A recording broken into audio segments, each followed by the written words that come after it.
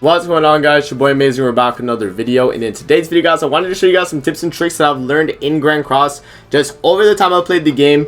You know, there's a lot of things that I've learned personally that can be, you know, maybe a little tip for you guys, like maybe you didn't know, or maybe you did know, anything like that. We'll just be talking about it in this video, the tips that I have learned while playing this game.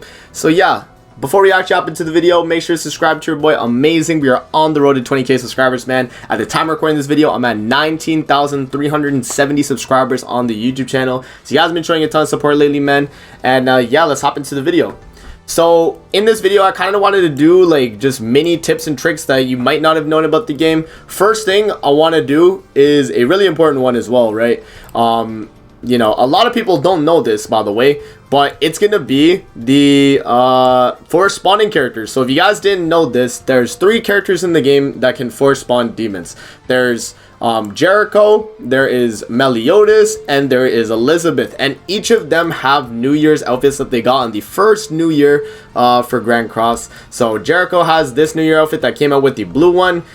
This is the little, like, you know, Grace of the Blue Snowflake costume set. So when you have this, you can force spawn a gray demon. Meliodas is a crimson demon, and then you know, Elizabeth is gonna be the red demon. So they're actually characters that can force spawn these demons. So if you skip ticket or you run a stage of boss battle and you use a team that has this like little like effect right here that says they can force spawn the demon, it'll spawn. So that is something to take into account.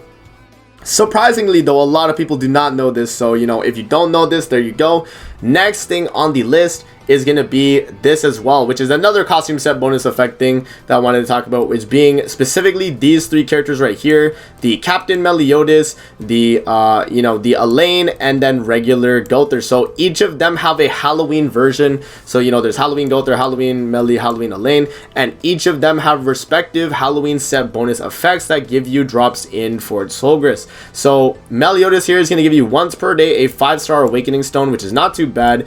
Elaine is going to give you 5 Vanya ales, if I'm not mistaken. So 5 times per day, 1 Vanya ale as a set bonus reward.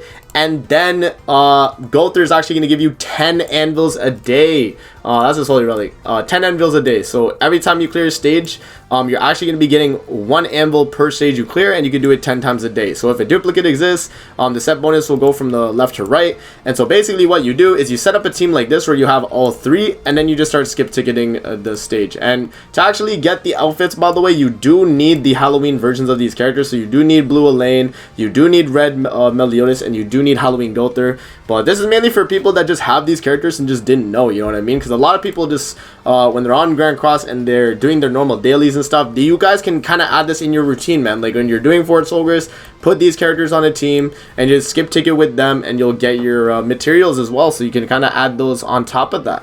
The next thing you guys might not have known about in Grand Cross, that's a tip or trick that I like to do, especially when I'm just like farming anything, is checking your affection on your character. So if you go to your character and you go to the affection thing in your box, you can actually see how much characters you've gotten to max affection. And the way you get in an affection heart is actually by using the character in the game. So what I do is when I'm doing like my dailies or something, like if I'm just skip ticketing like a free stage, like let's say I have a daily here, yeah, like so this is perfect. So if I have a free stage daily, I'll just go to like one of these, and it doesn't really matter. Like you could do like a food one if you really want to, but it honestly doesn't matter. You just go to one of these stages, you take your team, but you make sure it's a team that you actually need like affection on those characters for. So Escanor, I probably don't have Escanor's affection maxed out because he's not a character really that I'm farming with, right? He has double single target, he's not really gonna farm that quick. So I'll check his affection, and then we'll see if it's worth farming for Escanor, because if I do need Escanor, then we might as well do it, right? So let's scroll down here, let's see if we have any Escanor hearts.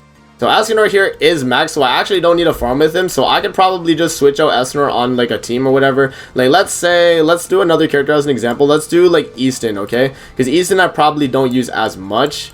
Maybe though, because I do farm things, so maybe she is actually max.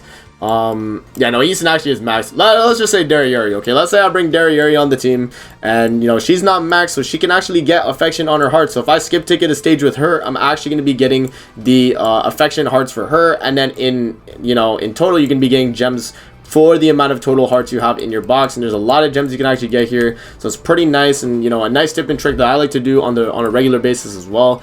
But yeah, that's gonna be that.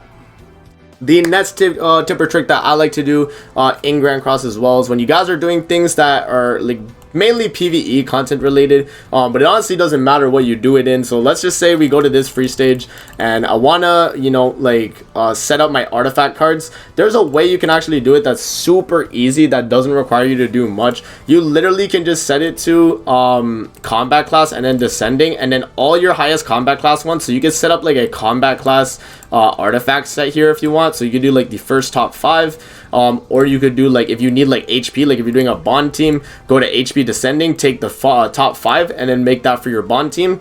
Or like if you're doing like, you want to do like as much DPS as possible, you could do all attack and you can just do the top 5 attack. So that's kind of like if you're doing attack. Obviously there are some like artifact card sets that give you like a good bonus. Like this one I usually use a lot, which is increase allies damage dealt by, you know, 5% on excluding PvP and deathmatch. So this is basically anywhere other than that, and I like to just slap this card set on whenever I'm just like farming or whatever. So this is definitely one of those card sets you can use. But if you don't want to use a card set, you could just opt to, you know, choose like stats in general. Like if you want CC, or if you want attack, or if you want HP, go for any of that stuff. That's definitely available to you, and you can actually set that up for sure if you want to.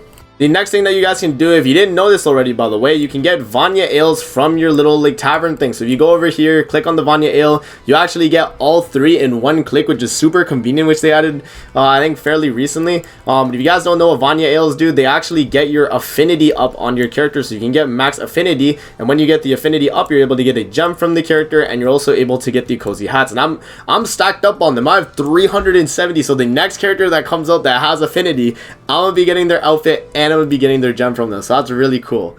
The next thing you guys might not have known, that's a tip or trick that I like to do as well, is basically your awakening stones. So if you have awakening stones and you just have a ton of 4-star awakening stones, you're not going to use 4-star awakening stones. I'm telling you guys right now, you're not going to use them. So what you do is you take all your 4-star awakening stones and just yeet them into being 5-star. And the reason you do that is because the 5-star ones are actually able to make SSR gear, which is going to be the main gear you're going to be making on your Grand Cross account regardless. If you're making gear, you're either making common gear, which is going to need the 1-stars, or you're going to be making, you know, SSR gear that you can turn into UR with the you know, 6-star awakening stones. So that's basically like the main thing that I like to do here. And then anything else in the King Exchange I wouldn't really touch unless you really need books. You can exchange up, but other than that, the main thing I like to do is just always take like the 4-stars and just yeet it up. You could even do like 3-stars into 4-stars and then take those into 5-star, but it's, you know, it's up to you.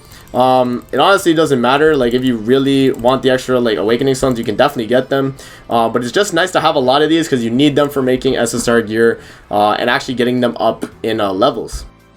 Another thing you guys might not have known, which was actually an update a while back, is actually the feature with Merlin where you're basically able to give her all your awakening materials and get these you know, star token things. So basically all you do is you just select multiple and it's gonna fuse and create a complete token, which is gonna be able to get your characters to 6-star awakening. So basically all you do is you just feed all your materials you've been grinding. Only do this really if you've like gotten your box up like a good amount, because it's just nice to have a ton of these so that when a new character drops, you just instantly use this star token and you can just get a character instantly to 6-star, man. It's super convenient. So I like to do that a lot.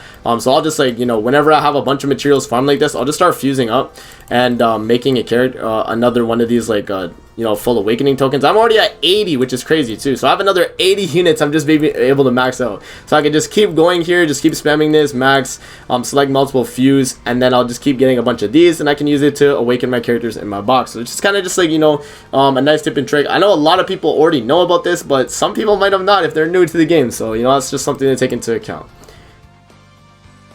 Alright, and then the last thing I think I'll probably talk about in this video will be the tavern effects, which I did a complete video on in general. But if you guys don't know, there are tavern effects that do affect your gameplay and can give you some extra stuff in the game, you know, depending on the ones you pick. So like, you know, the most important one I'll probably just go over like briefly in this video will be the door, because the door can actually change the amount of drops you get for your reward gauge on Fort Soldier. So if you get like one of these, you can actually change it so you can get the evolution dungeon one, you get the enhancement dungeon one, you get the event dungeon one, which I think this one is super valuable. If you have these, definitely equip them, man, because you're missing out on rewards when you're farming, and it's just worth it in the long run. You're just gonna be getting a lot more materials in general, right? So yeah, that's basically it for the video, guys. I hope you guys enjoyed the video. Don't forget to like, comment, subscribe as always. If you guys want to see more videos like this, definitely let me know in the comment section below. I'm gonna see you guys in the next video. Peace out and have a great rest of your day.